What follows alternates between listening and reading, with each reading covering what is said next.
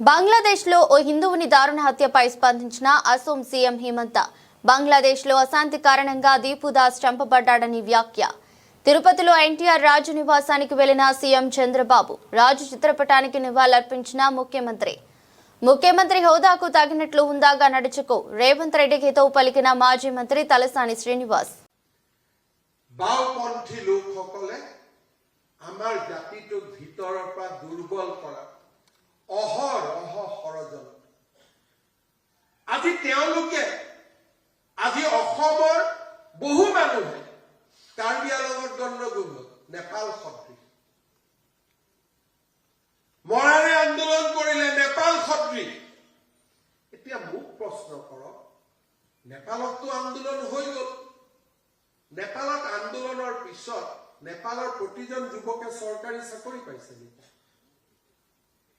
নেপালৰ ৰাস্তা ঘাটবিলাক পকী হৈ গ'ল নেকি নেপাল কি বিশ্বৰ আটাইতকৈ অৰ্থনৈতিক শক্তি হ'ল নেকি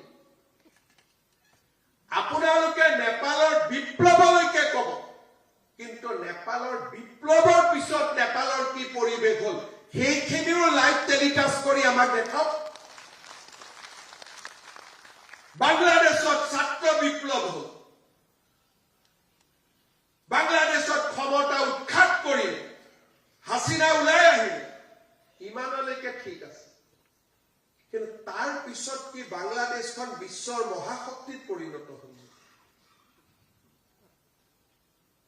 তাৰ পিছৰ বাংলাদেশখনৰ কথা আপোনালোকে কিয় নকয় হিন্দুক জীৱনতে অগ্নিদগ্ধ কৰা হ'ল ছাত্ৰ আন্দোলন নহলে হয়তো দীপু দাসৰ কেতিয়াও মৃত্যু নহলে আপুনি উদাহৰণ আমাক দেখুৱাব আন্দোলনলৈকে বিপ্লৱলৈকে বিপ্লৱৰ পিছৰ পৃথিৱীখন আমাক দেখাওক সেই বিপ্লৱ নহয় যি বিপ্লৱৰ সমাপ্তি জনসাধাৰণৰ কল্যাণেৰে নহয় মই বিপ্লৱ কৰিছো কিন্তু জনসাধাৰণৰ কল্যাণ হোৱা নাই তাক বিপ্লৱৰ আখ্যা কোনেও দিব নোৱাৰে বিপ্লৱে সমাজৰ পৰিৱৰ্তন কৰে বিপ্লৱে সমাজক নতুন ৰূপত সজায় আৰু নৰেন্দ্ৰ মোদীৰ নেতৃত্বত 2014 ভাৰতত যি বিপ্লৱ আৰম্ভ হৈছে